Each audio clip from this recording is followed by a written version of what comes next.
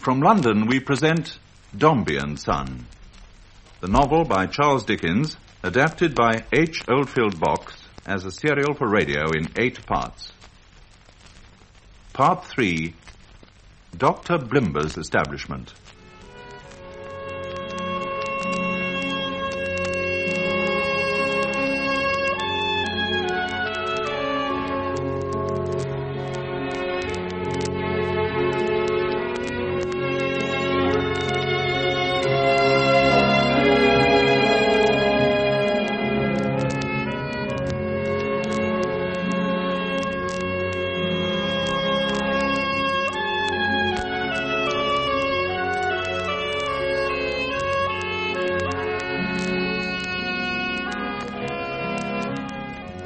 Another year has passed, and gradually, aided by the Brighton air, little Paul Dombey has grown stronger.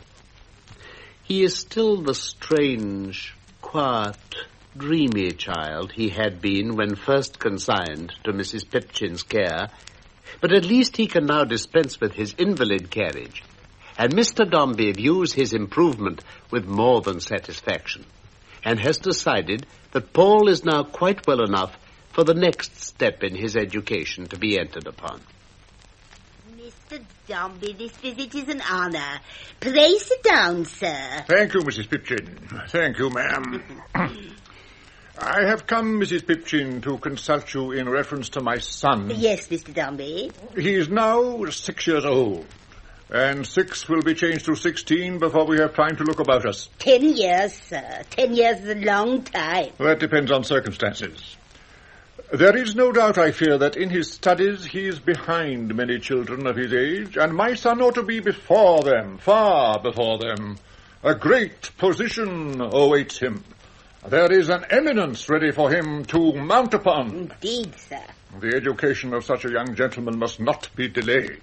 Well, sir, you know best. I will say nothing to the contrary. I am thinking, Mrs. Pipchin, of sending him to Dr. Blimber's. Oh, my near neighbour, sir. Yes. Well, his is an excellent establishment, I believe, and very strictly conducted. I have heard that there is nothing but learning going on there from morning till night. And it is very expensive? Oh, very, very expensive.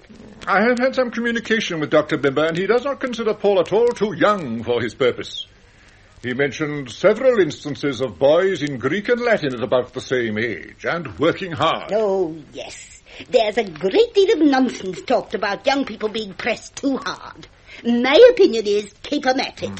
Paul is clever. I have no uneasiness on that score. Yes. There is one thing, however. And what is that, sir? My son, never having known a mother, has concentrated too much of his childish affections on his sister. Whether their separation... Oh, hoity-toity, sir.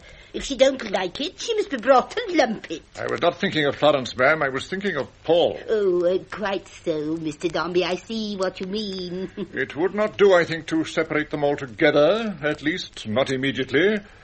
I think, Mrs. Pipchin, that for the first half year I will send Paul to Dr. Blimber's only as a weekly boarder. My daughter will remain with you.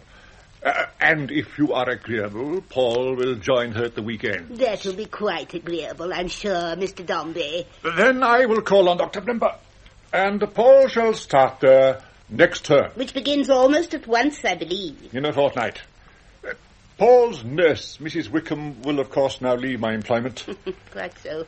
But I purpose sending here in her place my daughter's attendant, a young woman by the name of Susan Nipper, who will assist you with her and with Paul when he is here. Very good, sir. And so it was arranged. And upon Dr. Blimber's doorstep one day, little Paul stood trembling and fearful, his small right hand in his father's, his other hand locked in that of Florence. How tight the pressure of that one, and how loose and cold the other. Now, Paul, this is the way indeed to be Dombey and Son and have money. You are almost a man already. Almost, Papa. Here comes the servant. Good afternoon, sir. Good afternoon. I am Mr. Dombey. Dr. Blimber is expecting me. Oh, yes, sir. If you'll be good enough to come along to his study, this way. Oh, how do you do, Mr. Dombey? How do you do? And how is my little friend? Very well. I thank you, sir. Shall we make a man of him? Well, now, shall we? Paul, Dr. Blimber is addressing you. I had rather be a child. Indeed? Why? Because... Oh, Florence! Oh, Floyd! Why must we be parted like this? Oh, darling. Paul, I am very sorry to see this. Very. Never mind, Mr. Dombey. We shall substitute new cares and new impressions very shortly. Now, sir, with regard to his studies, you would wish our little friend to acquire... Everything, if you please, Doctor. Yes, exactly. We shall impart a good deal of information to our little friend and bring him forward quickly, I dare say. I hope so. Quite virgin soil, I believe you said, Mr. Dombey? Yes. I have no doubt that we shall bring our little friend forward very quickly indeed. Yes, Dr. Blimber's establishment was a great forcing house, where the acquisition of knowledge held precedence over everything, with effects that were scarcely beneficial to his 10 pupils. They became solemn and listless, lost their appetites, slept fitfully at nights. Indeed, one young gentleman, Mr. Toots, the oldest of them, Mr. Toots had almost reached man's estate, but had gradually become simple-minded under the strain, not only unable to absorb fresh knowledge, but unable to remember any that he had once acquired. At this moment, there was a knock on the door, and the knocker, when admitted, turned out to be Mr. Toots himself. Come in, Toots. Mr. Dombey, sir, this is quite a coincidence. Here we have the beginning and the end, our Alpha and Omega. Our head boy, Mr. Dombey. How do you do? How do you do, sir? How are you? I'm very well, thank you, sir. Very well indeed. Indeed? In addition to our portico, Toots, Mr. Paul, Mr. Dombey's son. Oh, how are you? I'm very well, I'm sure. Ask Mr. Feeder, Toots, to prepare a few introductory volumes for our new pupil. Yes, sir. Now, Mr. Dombey, come into the drawing room and meet my wife and my daughter, Miss Cornelia Blimber. It is she, Mr. Dombey, who will take charge of my little friend's studies during his first year. And so the great forcing process was begun upon poor little Paul, greatly to the detriment of his health. For limited though his strength was, he was so anxious to please everyone. A friendship between him and Mr. Toots began almost at once. So you want to sit on the window seat, do you, Dombey, and can't reach? Yes, sir. I'll lift you. There. Thank you, sir. You're a very small chap. Yes, sir. I am very small. Very, very small indeed. Who's your tailor? It's a woman that has made my clothes as yet. My sister's dressmaker. Your sister? You mean that face like an angel who... Yes, sir. My darling Floy who brought me here with Papa. Oh. My tailor's Burgess & Co. Fashionable, but very dear. But that don't matter. I can afford the best. This suit's an excellent cut, ain't it? Excellent. Your father's regularly rich, ain't he? Oh, yes, sir. He's Dombey and Son. And which? And Son, sir. Oh. Are you fond of waistcoats, Dombey? Yes, sir. So am I. Very fashionable waistcoat, this, don't you think? And I've a dozen or more as good in my wardrobe. Must introduce you to Burgess & Co., Dombey, best tailor in London. I'm very well, thank you. Very well indeed. And little Paul worked and worked and worked. Now, Dombey, have you learned that declension? Yes, Miss Blimber. And those verbs? No, not quite. Oh, Dombey, that's shocking. If only I hadn't got quite so much to do. Nonsense. It's simply a question of giving your mind to it. Yes, ma'am. We'll go over those verbs together, shall we? Yes, Miss Blimber. It was not that Miss Blimber intended to be hard on him. Miss Blimber merely held the faith in which she had been bred, that a classical education was the greatest boon that one human being could bestow upon another. And so Paul worked and slept badly and grew pale again. But oh, Saturdays, wonderful Saturdays, when Florence with Susan Nipper always came for him at noon. Oh, Floyd, darling, Paul. Come now, Miss Floy, we must get on. Can't stand there all day hugging each other, Master Paul. Hello, Susan. We'll be late back, and that Mrs. Pipchin will be playing up. Not that I mind. I can give as good as I get, thank you. But I won't have her going on at you, Miss Floy. All right, Susan. Yes, Susan Nipper and Mrs. Pipchin were already sworn enemies, and many and lively were the exchanges between them. Happy Saturdays, but sad Sunday nights, when the door of Dr. Blimber's establishment closed upon Paul again, and he and Florence were parted for another 6 days. Oh, Susan, poor Paul. He's getting so thin, and his head's always aching, so he tells me. Lot of nonsense. I call it all this learning. Papa wants him to be well educated. And I want lamb and mint sauce. Not that we'll ever get it of that there Pipchin's, for she eats everything good that's going. But even if I did have it, it doesn't follow that I'd want to keep eating it from the first thing in the morning till the last thing at night. Learning indeed. He even brings his work with him at weekends so as to keep pace with it. Which is a crying shame. See here, Susan. Here are the names of the books he brings to do those long exercises when he's so tired. I copied them out last night when he was writing. Oh, don't show them to me, Miss Floy, if you please. I'd sooner see Mrs. P, and she ain't exactly a cheering sight. I want you to buy them for me, Susan, if you will, tomorrow morning. I have money enough. Why, goodness gracious me, Miss Floy. How can you talk like that when you have book upon book already, and masters and mistresses are teaching you everything continual? Though it's my belief that your pa never would have learnt you nothing unless you'd asked him, when he couldn't well refuse. But you can buy the books, Susan, and you will when you know why I want them, won't you? Well, miss, why? Oh, if it was to fling at Mrs. Pipchin's head, I'd buy a cartload. I think I could give Paul some help, Susan, if I had them, and make the coming week easier for him. At least I want to try.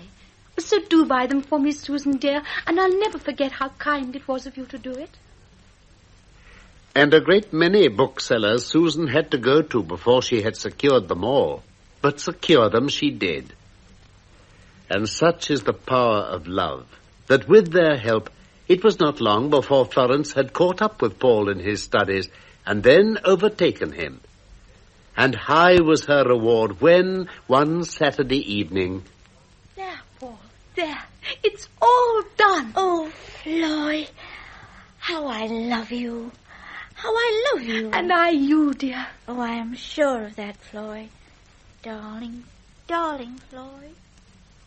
But even with Florence's help, Paul's health continued to decline. He grew more thoughtful and reserved every day, a solitary child whose thoughts always seemed far away. Well, Mr. Paul, how are you? I'm very well, thank you, Mr. Toots. Shake hands. Certainly. How do you do? And if you please, sir, I'd like to look out of the window, if you'd be so good as to help me onto the window seat. Help you, of course. There. Thank you, sir. I'm very well, thank you. Very well indeed. I say, you always seem to be thinking. What do you think about? Oh, I think about a great many things. Do you, though? If you had to die... What?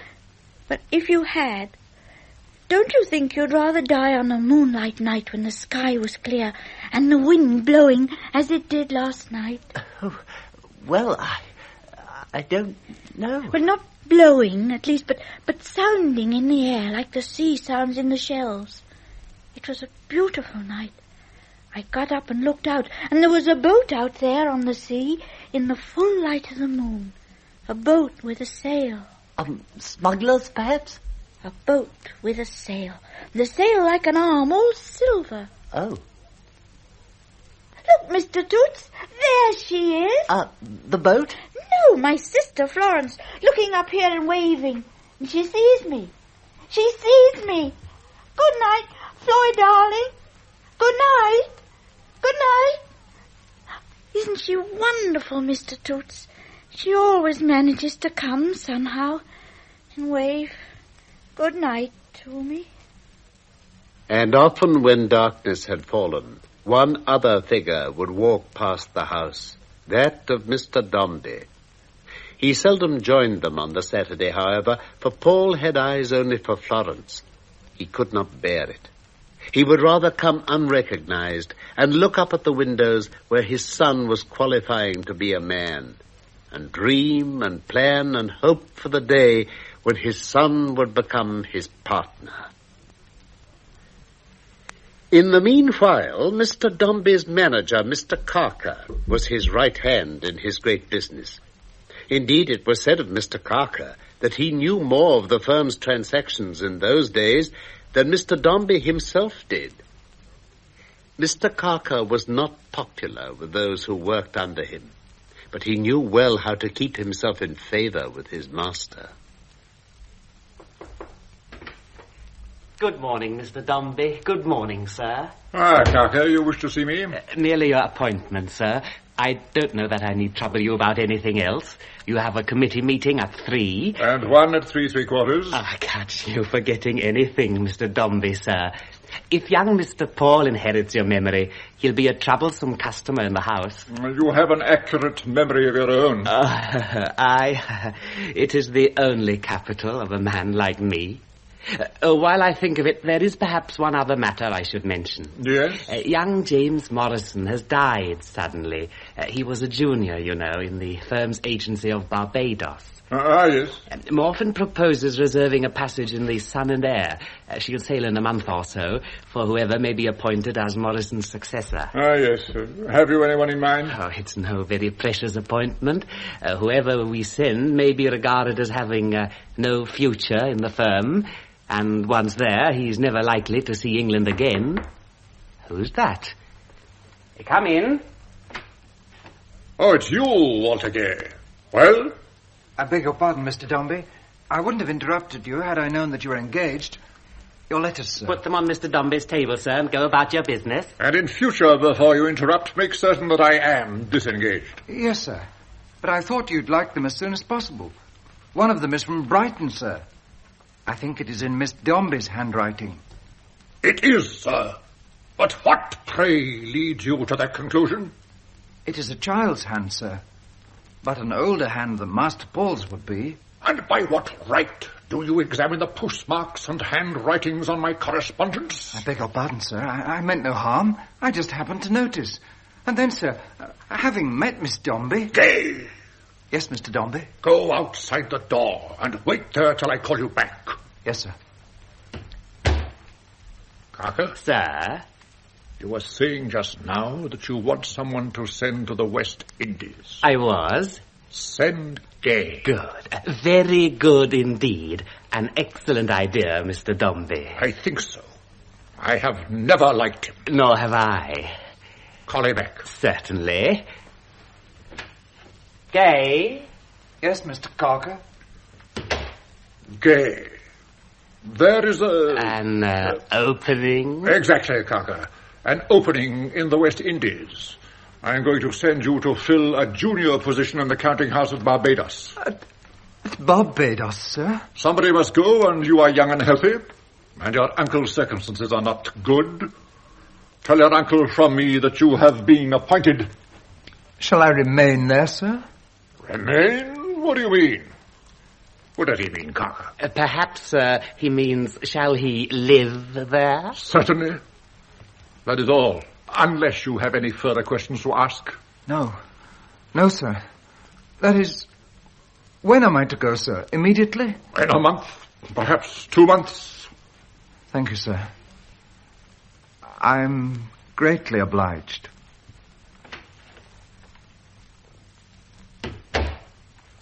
To Barbados. To live there. I cannot refuse to go. But how in the world can I break this news to my uncle?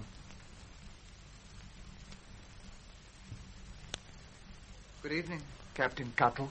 Waller, here's a sight for sore eyes. Come in, my lad. Thank you, Captain Cuttle. Why, Waller, you do look down. What's the matter? Gills ain't been and sprung nothing again? No, my uncle's all right.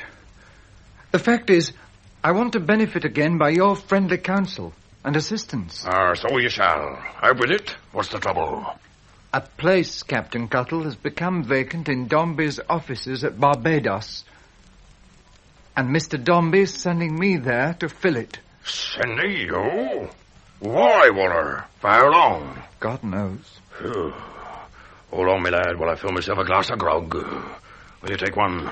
No, thank you. I couldn't. See, if it was only myself, I'm young. I've got to fight my way through the world. But, Captain Cuttle, there's my uncle. Aye. You haven't told Gills as yet, I gather? No. I've tried, but I can't do it. You see, he's old. When I leave England, I can hardly hope to see him again. But we must do our best to make him believe that the separation is only a temporary one. Aye. I'm afraid, though, I should make a very poor hand at that if I tried to persuade him of it. That's my real reason for wanting you to do it for me, and that's the first point. Aye. Keep her off a point or so. Stand by. And now to the second point. I've done my best, but I'm sorry to say I've never been a favourite with Mr. Dombey. What? You has found his daughter, his heart's delight? Strange as it may seem, I believe his dislike of me began that day. You're out of your course there, my lad. But, Captain Cuttle, Mr. Dombey does not send me to this post as to a good one. He disdains to represent it as better than it is. So far from leading me to advancement in the house, it will more probably dispose of me forever. No. Stand by, Waller. All hands on deck. But, Captain Cuttle, we must say nothing to my uncle of that either, but must make out that the appointment is a step up the ladder. I tell you what it really is, only that, in case any means should ever arise of lending me a hand, I may have one friend at home who knows my real situation. Waller, my boy, in the Proverbs of Solomon, you will find the following words. May we never want a friend in need, nor a bottle to give to him. When found, make a note of. Shake hands, Waller, though it can only be my left one, that being, so to speak, the only one that is left. Captain Cuttle, next to my Uncle Sol, I love you. There's no one on earth in whom I can trust more safely, I'm sure. Stand by. Thank you, Waller. Thank you. As to the mere going away, I don't mind that. If I were free to make my own fortune, if I were free to go as a common sailor to the farthest end of the earth, I would readily do so. It's only my uncle I'm thinking of, so if anything can be done to spare him distress... Captain Cuttle will do it. Trust him. But, Waller, it'll be best, I think, that you shouldn't be there while I break it to him. I think you're right. And then I'll tell you what. While I look in on Gills, you take a walk, my lad, and see that it's a good long un. And a long walk Walter did take, and as so often in the past, he found himself drawn to the district where Mr. Dombey's house was situated. He had just turned to make his way homewards when a hackney coach overtook him and drew up beside him.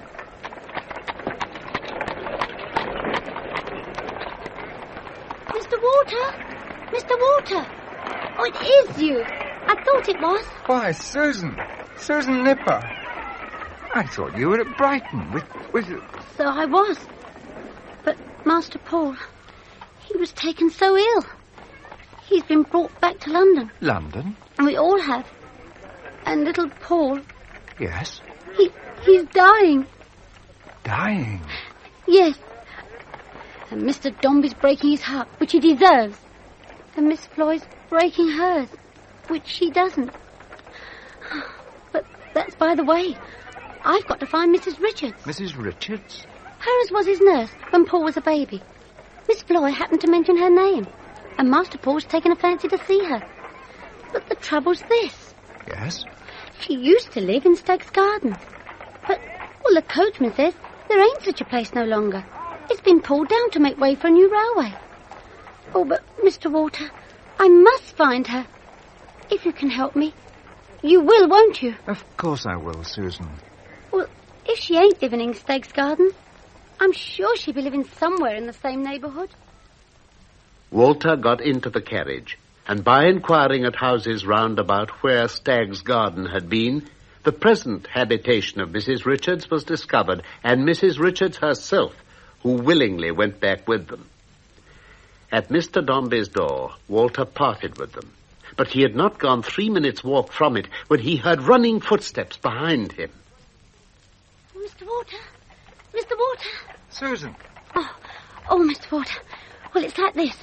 When I took Mrs. Richards up to Master Paul's room, I happened to mention that you'd help me to find her. Yes? And, well, Mr. Walter, to cut a long story short, Master Paul caught your name and said he wanted to see you, too. See me? Well, Mr. Dombey, though I could see he didn't like it, asked me to go after you. Oh, you will come, won't you, Mr. Walter? Of course I will.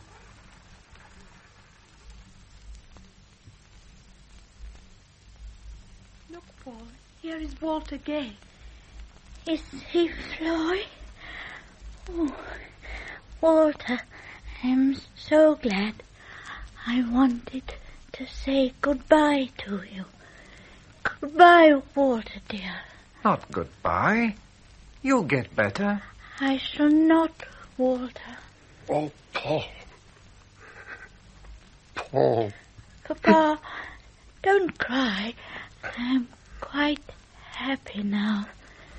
Remember Walter, Papa? I was fond of Walter. Floyd? Yes, darling. Floyd, put your arms round me. Oh, Floyd, darling, I do so love you. And I love you so very much. I do so wish I'd had my mamma. I'm sure she was like you, Floyd. Oh, Floyd, darling, darling, Floyd. Oh. And thus, little Paul died. And with him all those high hopes his father had cherished for him. But so absorbed was Mr. Dombey in his own grief that he had no thought for Florence's, and was blind to the aching desire which Florence had to comfort him.